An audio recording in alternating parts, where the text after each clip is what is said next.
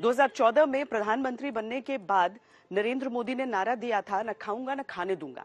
10 साल बाद भ्रष्टाचार पर वार फिर एक बार भारतीय जनता पार्टी के प्रचार के केंद्र में है। एक पूर्व मुख्यमंत्री जेल में है, एक सिटिंग सीएम जेल में है, उनकी पार्टी के अधिकतर बड़े नाम इस समय जेल में है और बीजेपी कहती है कि ये कार्रवाई भ्रष्टाचार के खिलाफ जारी रहेगी। लेकिन इसका एक दूसरा पक्ष भी है। जब विपक्ष की तरफ से आरोप लगाया जाता है कि कोई भी नेता या पार्टी अगर भारतीय जनता पार्टी का साथ देने लगती है तो मानो वो वॉशिंग मशीन में धुलकर साफ हो जाते हैं।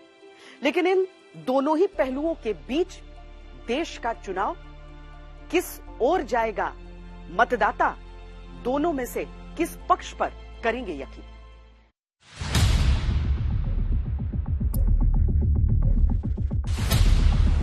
हम हैं जो कह रहे हैं भ्रष्टाचार हटाओ और वो कहते हैं भ्रष्टाचारी बचाओ। ईडी के रेड के बाद मनी लॉन्ड्रिंग के अक्यूज्ड कंपनियों का सबसे ज्यादा पैसा भारतीय जनता पार्टी के पास चंदे के रूप में आया है, इलेक्टोरल बॉन्ड्स के रूप में आया है। ये पूरी सभा जो घमंड या गठबंधन ने करी, ये भ्रष्टाचारियों को बचाने के लिए करी। मेरे पास जब तक थे तो आपने बोला वो भ्रष्ट है, फिर आप वो क्लीन कैसा हो गए? CBI, ED, income tax, EC, ये सारे के सारे बीजेपी के हाथ में है, बीजेपी के कंट्रोल में है। भ्रष्टाचारियों की जगह कहां है? कहां है? जेल।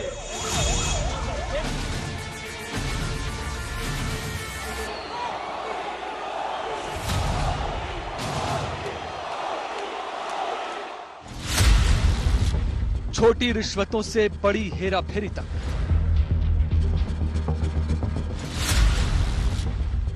हवाला लेन देन से टैक्स की चोरी तक,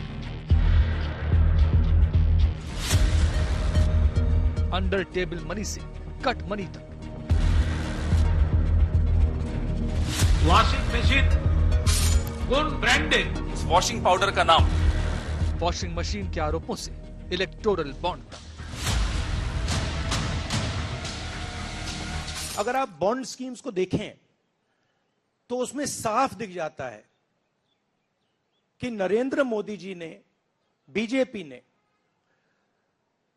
एक प्रकार से पॉलिटिकल फंडिंग एक्सटॉर्शन से, धमकी से, प्रेशर से बनाई है। शाह साहब के वॉशिंग मशीन में इतने लोग जो भी जा रहे हैं क्लीन होके आ रहे हैं और भ्रष्ट लोग तुम्हारे साथ हैं, बदनाम हमको कर रहे हैं।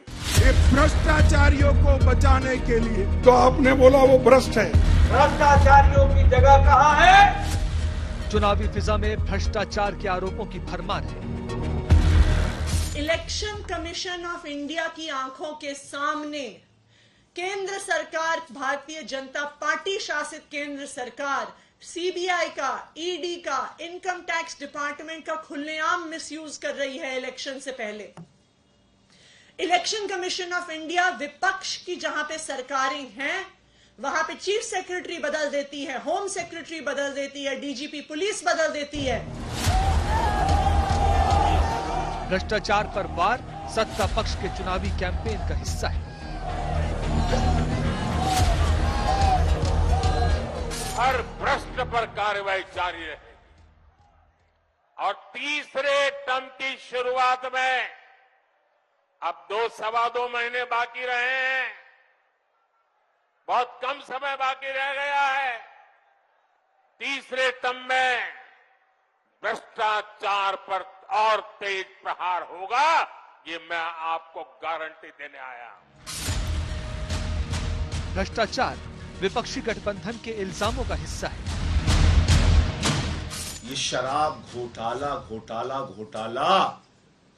ये शराब घोटाला दुनिया की सबसे बड़ी पार्टी भारतीय जनता पार्टी ने किया है और इसके अंदर कोई छोटे मोटे लोग शामिल नहीं हैं।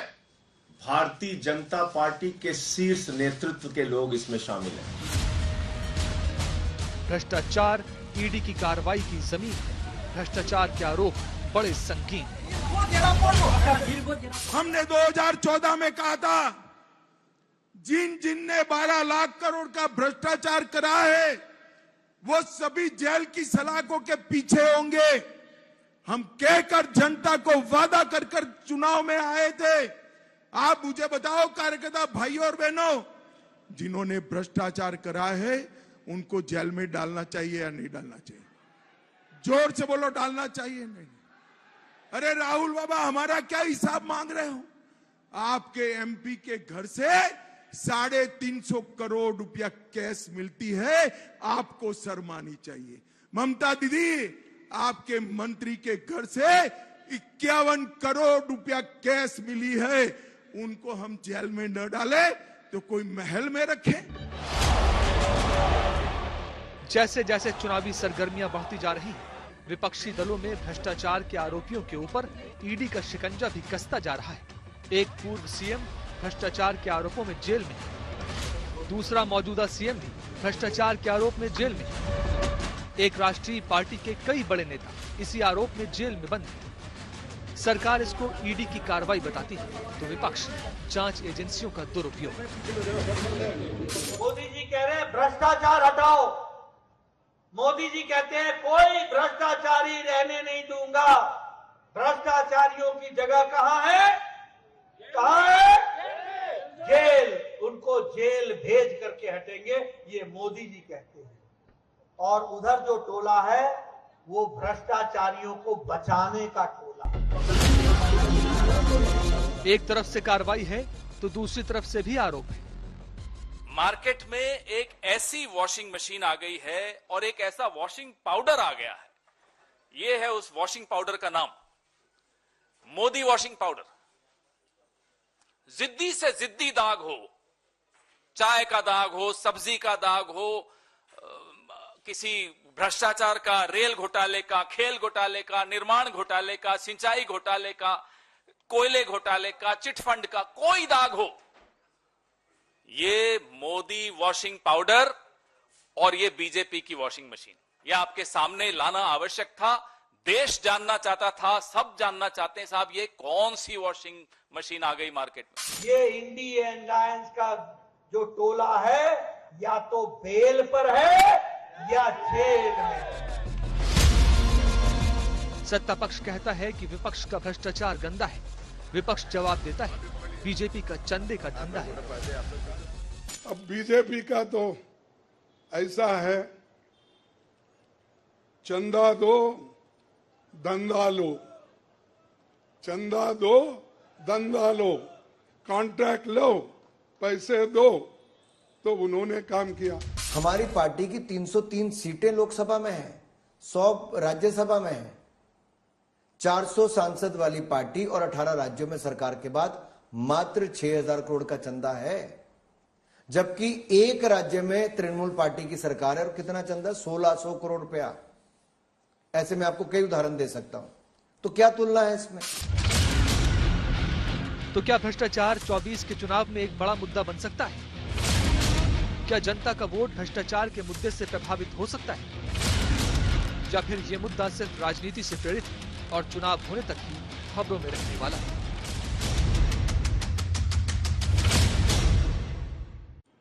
15 अगस्त 2023 को जब प्रधानमंत्री नरेंद्र मोदी ने लाल किले की प्राचीर से भाषण दिया था तो उन्होंने 3 बुराइयों की बात की थी: भ्रष्टाचार, परिवारवाद और तुष्टीकरण। चुनाव जैसे जैसे करीब आ रहा है, कार्रवाई की संख्या में भी बढ़ोतरी देखी जा रही है और भ्रष्टाचार के मुद्दे को जोर शोर से अलग अलग रैलियों, जनसभाओं में उठाया जा रहा है।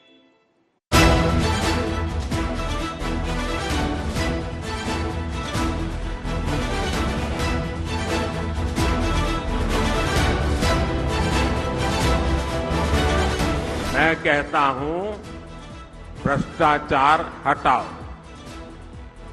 तो वो कहते हैं भ्रष्टाचारी बचाओ।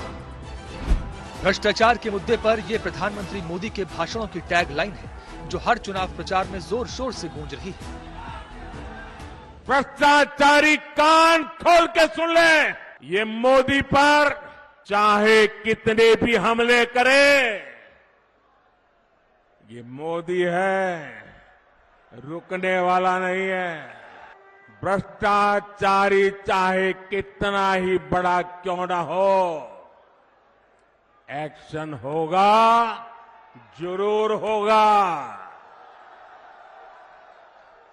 जिसने देश को लूटा है उसे लौटाना ही पड़ेगा, ये मोदी की गारंटी है।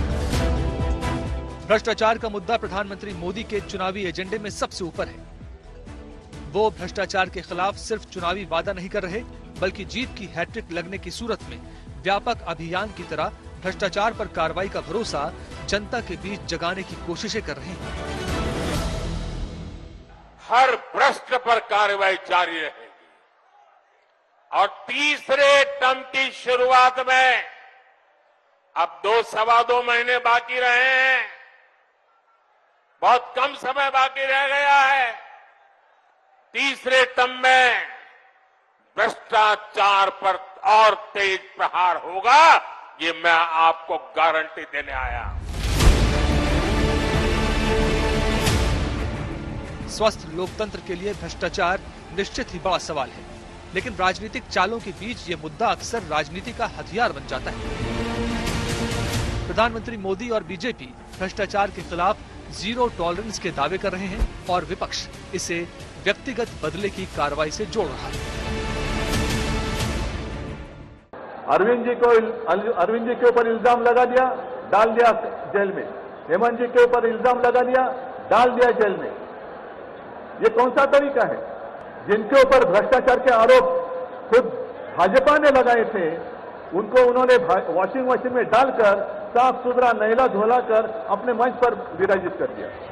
जिस लोकतंत्र में और जिस लोकतंत्र के लिए दुनिया में भारत का सम्मान होता था, आज वही दुनिया में भारत की अगर सबसे ज्यादा थू किसी ने कराई है तो वो भारतीय जनता पार्टी के लोग हैं। वो लोग नारा लगा रहे हैं, टारगेट फिक्स कर रहे हैं, अब की बार 400 पार। ऐसा लग रहा है कि पहले से ही ईवीएम सेटिंग हो चुका है। बीजेपी को अपने चुनावी लक्ष्य 400 पार के लिए यूपी से बड़ी उम्मीदें हैं।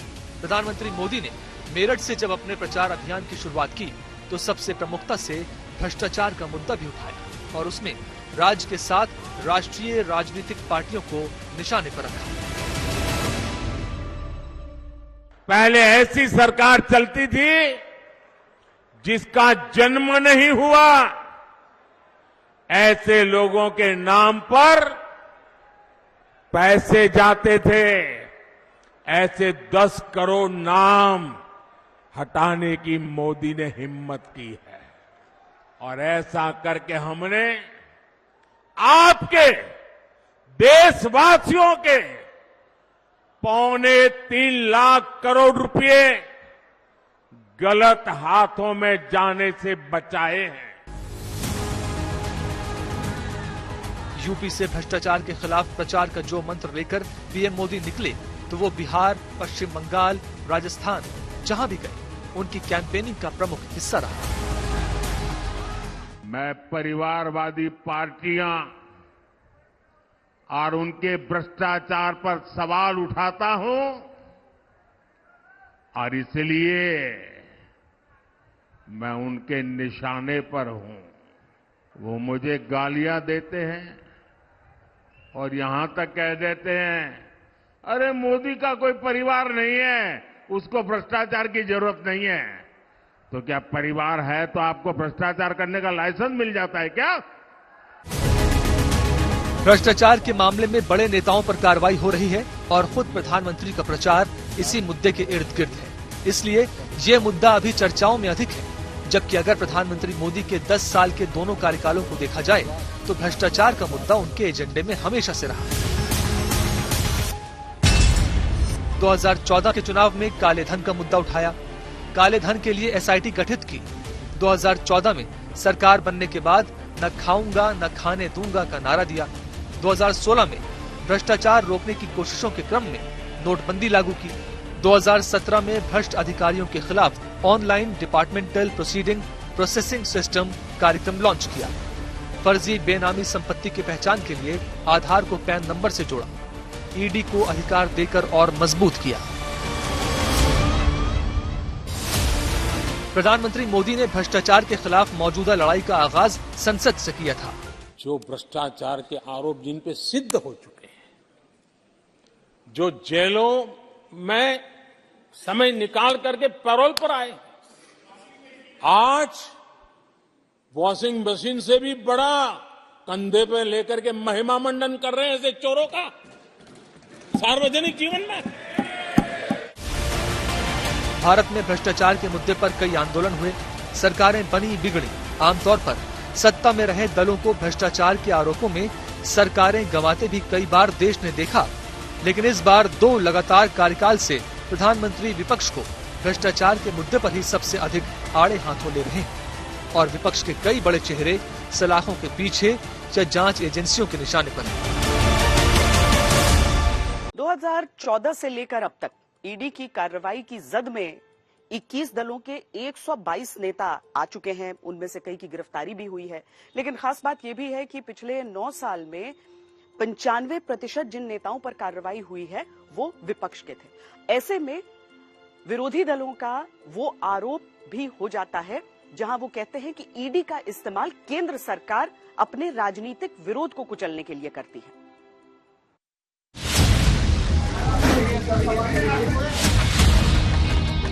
गत साल में अकेले ईडी ने भ्रष्टाचारियों से 1 लाख करोड़ रुपए से ज्यादा की संपत्ति जब्त की।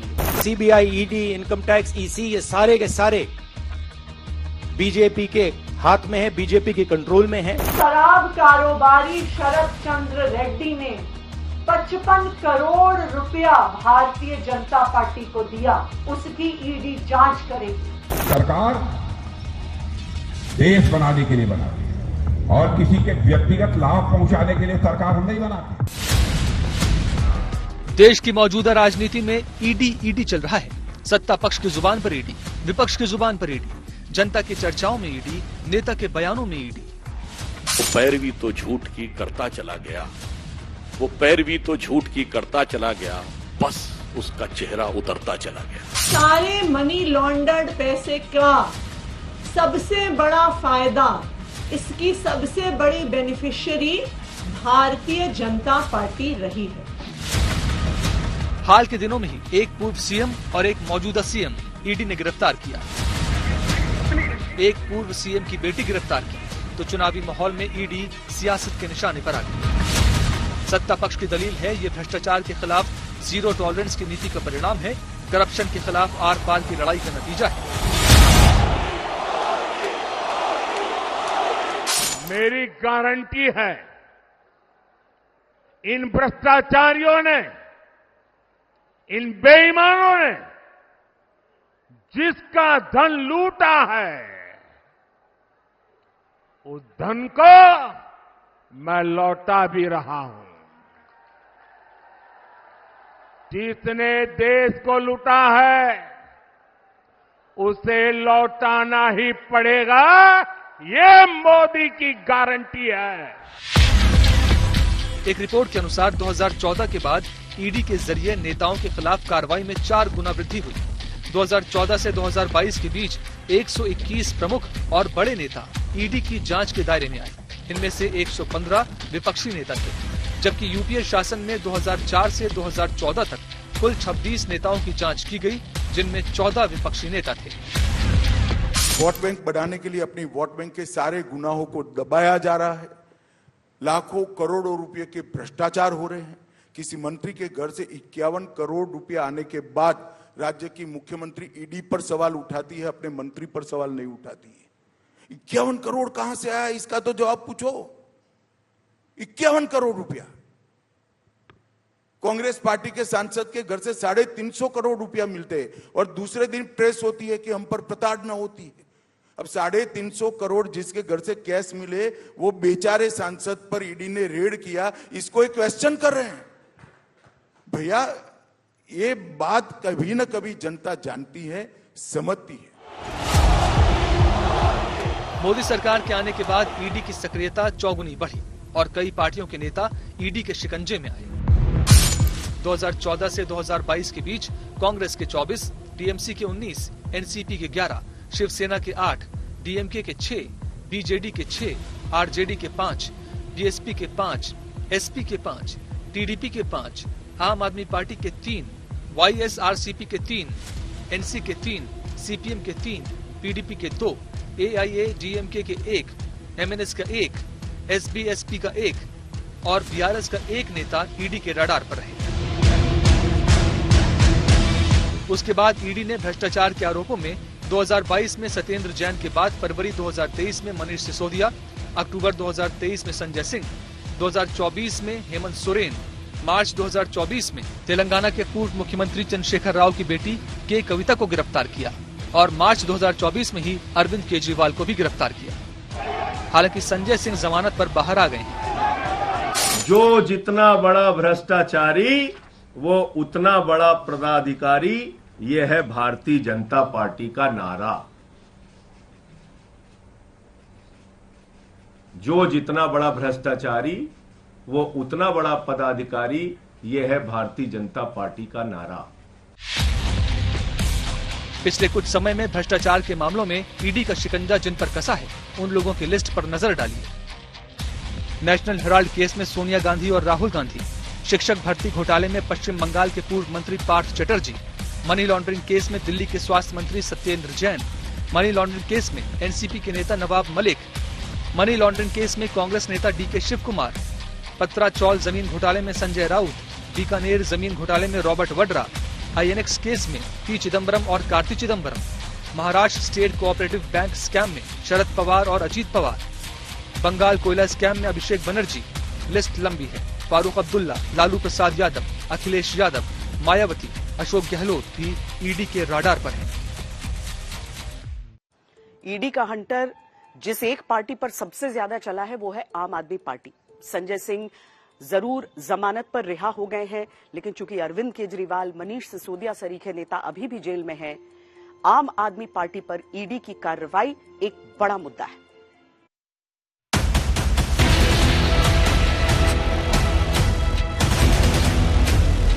एक गहरी साजिश है भारतीय जनता पार्टी। भाजपा की चालबाजियों को, राजनीति को हम लोग खुद समझते भी हैं और उनसे खूब मुकाबला भी हमने किया है। गिर गए हैं और अब इनके पास बचने का या बेगुनाही का कोई भी चारा नहीं दिख रहा है। कानून अपना काम करेगा। केजरीवाल जो अच्छी शिक्षा दे रहे हैं, बिजली दे रहे हैं, पानी दे रहे हैं, बस की फ्री यात्रा दे रहे हैं, बुजुर्गों को तीर्थ यात्रा करा रहे हैं, उनका तुरंत फर्जी मुकदमे में गिरफ्तार करो, इस्तीफा करो। नौटंकी है, ड्रामेबाजी है, लोग समझ चुके हैं। एक बात स्पष्ट है, अरविंद केजरीवाल भ्रष्ट है। आम आदमी पार्टी के नेता संजय सिंह कथित शराब घोटाले के आरोप में 6 महीने बाद जेल से जमानत पर बाहर आए तो भ्रष्टाचार का मुद्दा और ईडी की कार्रवाई पर नई बहस शुरू हो गई। शराब घोटाला हुआ, ये बात तो संजय सिंह भी स्वीकार कर रहे हैं और शराब घोटाले में पैसे का लेन देन भी हुआ है। तो उस घोटाले में जो आरोपी हैं वो इस तरह की भाषा बोलते हैं जैसे उन्होंने बहुत बड़ा त्याग किया देश के लिए। इनको ये जवाब देना चाहिए कि दिल्ली के युवाओं को नशे में धकेलने का काम अरविंद केजरीवाल और आप लोगों ने मिलकर किया है। आपने दिल्ली के लोगों को लूटने का काम किया। ये तो साफ दिखाता है कि जो लोग पहले कहते थे कि अरविंद केजरीवाल के खिलाफ कुछ नहीं है, उनसे पैसे भी लिए गए, उनको लोकसभा का टिकट भी दिया गया और आज अरविंद केजरीवाल जेल में है और जिनको कहा जाता था मनी लॉन्ड्रिंग के आरोपी और किंगपिन है वो बाहर हैं। तो ये तो सीधा सीधा जो है कानून की धज्जियां उड़ाई जा रही हैं। और अगर शराब घोटाला हुआ है तो वो जब ईडी ने जांच शुरू की तब से असली घोटाला शुरू हुआ। भ्रष्टाचार के खिलाफ जांच एजेंसियों की कार्रवाई में आम आदमी पार्टी के कई बड़े नेता जेल में हैं और कई के खिलाफ कड़ी कार्रवाई हुई है। संजय सिंह फिलहाल जमानत पर हैं।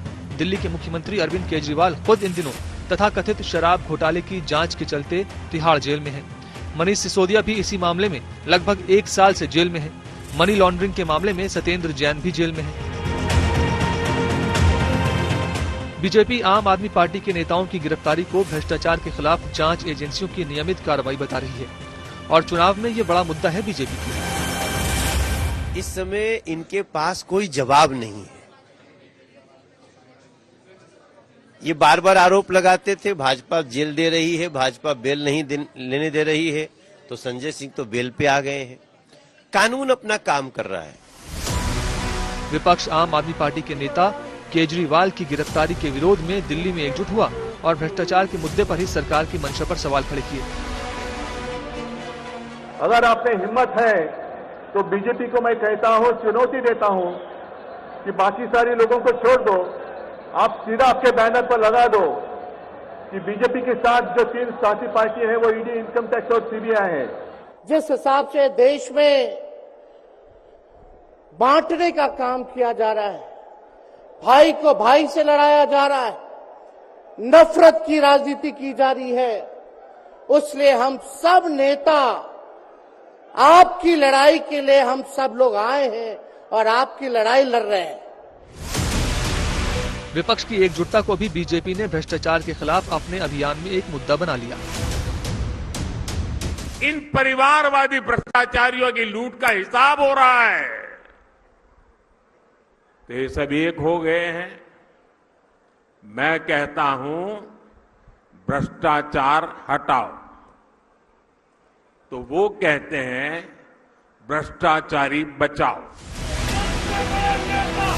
आम आदमी पार्टी के बड़े नेता भ्रष्टाचार के आरोप में मुश्किल में दिख रहे हैं, तो इसको लेकर राजनीतिक हलचल दिल्ली से लेकर पंजाब तक है।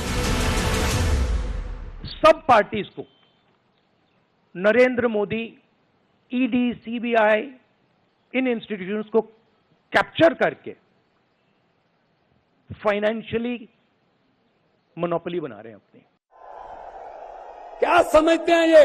इसको भी अंदर कर दो, इसको भी अंदर कर दो, जो अस्पताल बनाता उसको अंदर कर दो, जो स्कूल बनाता उसको अंदर कर दो, कांग्रेस पार्टी के खाते फ्रीज कर दो, किसी के नेता फ्रीज कर दो, ऐसे जीत लोगे? हम वो पत्ते नहीं हैं, हम वो पत्ते नहीं हैं जो शाख से टूट कर गिर जाएंगे। आंधियों को कह दो अपनी औकात में रहें। दरअसल विपक्ष का आरोप है कि भ्रष्टाचार का मुद्दा चुनावी राजनीति के हिसाब से तैयार किया गया है और मुख्य विपक्षी नेताओं को इसमें निशाना बनाया जा रहा है। विपक्षी नेताओं को जेल में बंद किया जा रहा है। चुनाव में सबको समान अवसर नहीं है और कई मुकदमे एक के ऊपर एक, छोटी छोटी, और हमारे पार्टी के ऊपर इतना बड़ा जुल्म किया। पूरे देश में लगातार असंवैधानिक तरीके से, अनैतिक तरीके से विधायकों, सांसदों की खरीद फरोख्त करके, दबाव बना के, केंद्रीय एजेंसियों का दुरुपयोग करके Bharatiya Janata party operation lotus के नाम पे लगातार इलेक्टोरल डेमोक्रेसी को अस्थिर करती रही है। जो गड्ढा खोदता है वो अंतोगता गड्ढे में गिरता है। जो दूसरों के लिए कांटे बोता है, एक न एक दिन उसको अपने आप को उन कांटों पे चलना पड़ता है। भारतीय जनता पार्टी को सोचना चाहिए, अगर इंस्टीट्यूशंस का दुरुपयोग होगा तो कल यही इंस्टीट्यूशन आपके खिलाफ भी कार्रवाई करेंगे। भ्रष्टाचार का मुद्दा धीरे धीरे चुनावी राजनीति में और तेज होता जा रहा है। यहाँ तक कि विपक्ष के चुनावी प्रचार में भी इसे एक मुद्दे की तरह खूब जगह मिल रही है।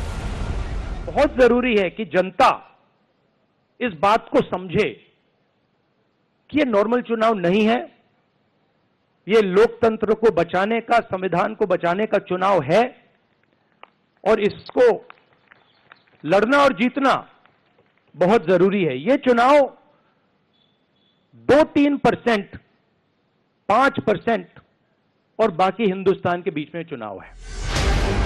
भ्रष्टाचार के खिलाफ कार्रवाई हो या राजनीति, समय के साथ अभी और ये गति पकड़ेगी।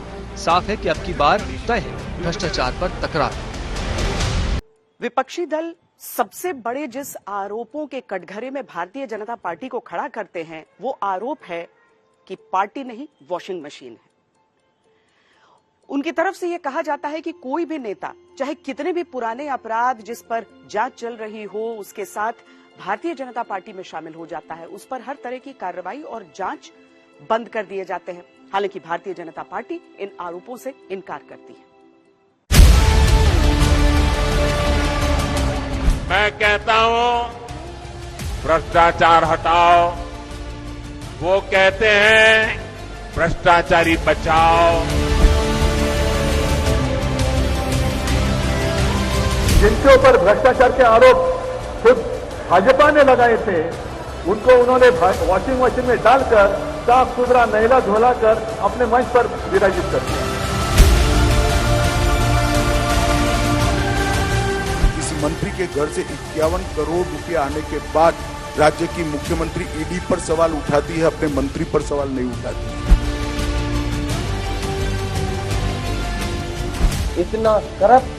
इतनी करप्ट पुलिस कभी नहीं हुई होगी और इतना करप्शन उत्तर प्रदेश में कभी नहीं हुआ होगा जितना भारतीय जनता पार्टी की सरकार में चल रहा है।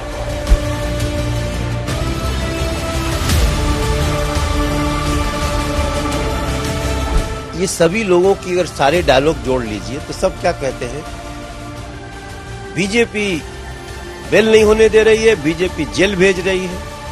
हम बार बार कहते हैं कि जेल भेजना और बेल देना ये दोनों कोर्ट का काम है। भ्रष्टाचार को लेकर विपक्ष का आरोप है कि कार्रवाई विपक्षी नेताओं पर की जाती है।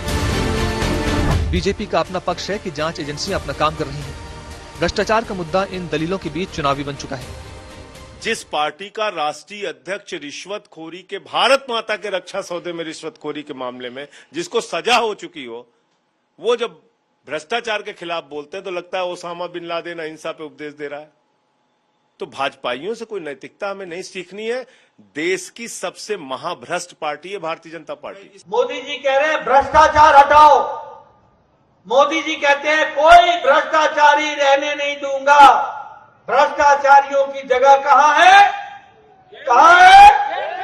जेल। उनको जेल भेज करके हटेंगे, ये मोदी जी कहते हैं। और उधर जो टोला है वो भ्रष्टाचारियों को बचाने का टोला है। विपक्ष बीजेपी पर आरोप लगाता है कि एजेंसियों का दुरुपयोग हो रहा है। बीजेपी विपक्ष पर हमलावर है, भ्रष्टाचार के मामले छुपाने और एजेंसियों की जांच को प्रभावित करने की परंपरा को लेकर। अगर सत्ता पक्ष और विपक्ष दोनों के समयों का तुलनात्मक अध्ययन किया जाए तो तस्वीर कुछ साफ होती है। 2014 के बाद से भ्रष्टाचार के आरोप में जांच एजेंसियों का सामना करने वाले 25 बड़े नेताओं में से 23 बीजेपी में शामिल हुए। इनमें से 3 के खिलाफ जांच बंद हो चुकी है। 20 के मामले में कोई कठोरता नहीं है। इनमें 6 नेता ऐसे हैं जो आम चुनाव से कुछ ही हफ्ते पहले बीजेपी में शामिल हुए। मेरे में इतनी ताकत नहीं है कि जब सनातन धर्म के ऊपर सवाल उठाए और मैं चुपचाप बैठ जाऊं, मेरे से नहीं होगा। कांग्रेस पार्टी के नेताओं ने, कांग्रेस पार्टी के जो अलायंस पार्टनर्स हैं, उन्होंने सनातन धर्म के ऊपर बड़े बड़े प्रश्न उठाए। क्यों उसका जवाब नहीं दिया गया? आई थिंक वो अपने लोगों के लिए भलाई करना चाहते तो आई थिंक सरकार में होते हो, जनता में नहीं होते कि वहां पे कभी यहाँ घूम रहे कभी वहां घूम रहे। आई थिंक अगर वो होते तो फिर सत्ता में होते वो लोग। अगर जनता उनको अपना उम्मीदवार बनाती, जैसे कि उन्होंने नरेंद्र मोदी जी को बना रखा है, तो जनता बहुत समझदार है। उनको किसको बैठाना है, किसको बाहर करना, जनता सब जानती है। अब जरा यूपीए के शासनकाल पर नजर दौड़ाई जाए तो समाजवादी पार्टी के तत्कालीन मुखिया मुलायम सिंह यादव और बीएसपी अध्यक्ष मायावती के खिलाफ सीबीआई की जांच ने अपना रुख चेंज कर लिया था, क्योंकि सत्तारूढ़ यूपीए से करीबी थी। कांग्रेस का घमंडिया गठबंधन मोदी से परेशान है, इसलिए चिढ़ता है, गुस्सा करता है, गाली देता है। लेकिन कांग्रेस के लोग समझ ले, आप जितना कीचड़ उछालोगे ना, जितना कीचड़ उछालोगे कमल उतना ही ज्यादा खिलने वाला है। यूपीए सरकार के खिलाफ भ्रष्टाचार के आरोपों को लेकर ही रामलीला मैदान में अन्ना आंदोलन हुआ था, जिससे केजरीवाल की राजनीति का जन्म हुआ। अब संपूर्ण विपक्ष एकजुट होकर मोदी सरकार के खिलाफ भ्रष्टाचार के मुद्दे पर हल्ला बोल रहा है। निशाने पर जांच एजेंसियां और उनकी कार्रवाई है। भ्रष्टाचार के ही इर्द गिर्द एक मुद्दा जो भारतीय राजनीति में बड़ा बनाया जा रहा है वो है इलेक्टोरल बॉन्ड्स का मुद्दा। विपक्ष का आरोप है कि बीजेपी बड़ी बड़ी कंपनियों को ईडी सीबीआई के डर से चंदा उनसे वसूली है इलेक्टोरल बॉन्ड्स की शक्ल में। भारतीय जनता पार्टी आंकड़ों के साथ ये पूछती है कि जो दल सत्ता में नहीं उसे इतनी संख्या में इलेक्टोरल बॉन्ड्स कैसे मिले। लेकिन इन सारी चीजों के बीच ये सवाल भी बड़ा हो जाता है कि क्या इलेक्टोरल बॉन्ड्स को खरीदना गैर कानूनी था, और बीजेपी का वो तर्क भी कि इलेक्टोरल बॉन्ड्स से पहले क्या चंदा नहीं दिया जाता था।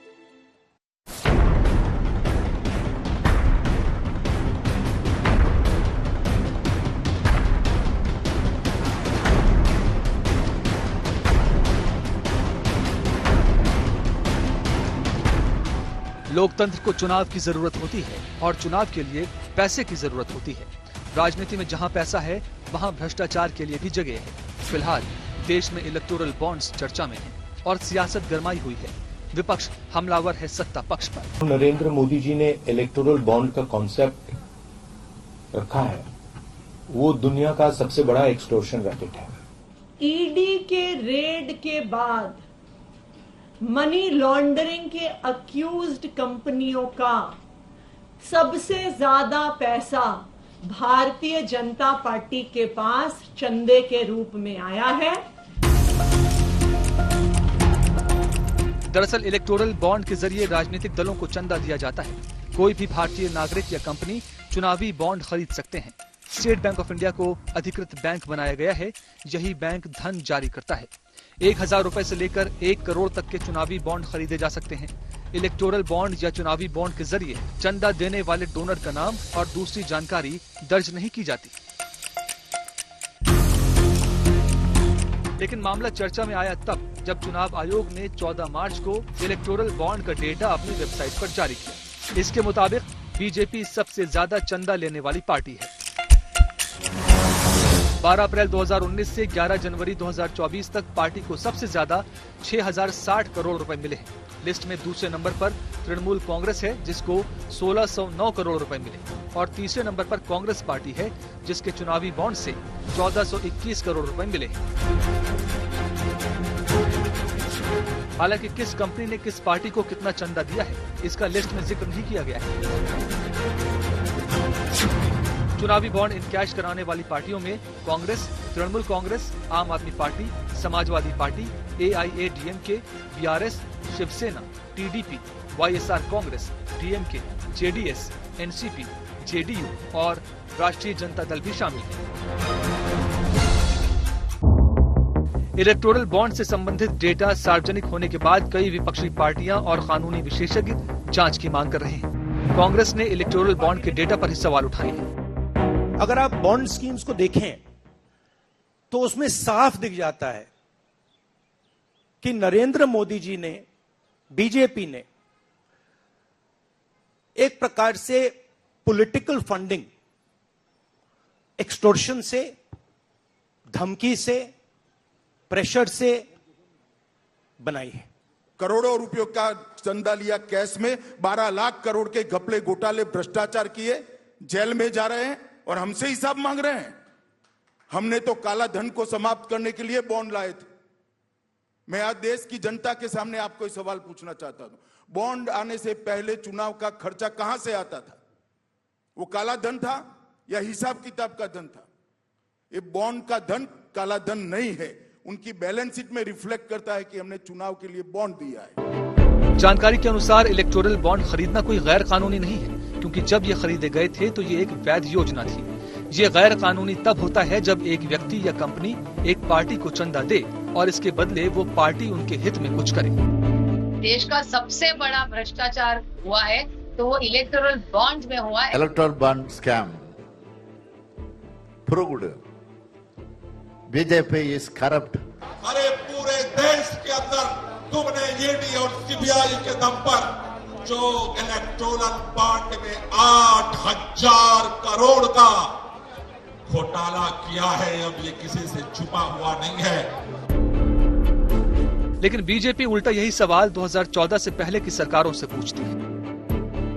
2014 से पहले या 2019 से पहले कहिए, जितने चुनाव हुए, मैं खुली चुनौती देता हूं आज तक, आप 1947 के बाद आज तक जितने चुनाव हुए, किस राजनीतिक दल को किस उद्योगपति ने कितना चंदा दिया, किस व्यापारी ने कितना चंदा दिया, ये आप कृपया करके देश के सामने जरूर रखिए।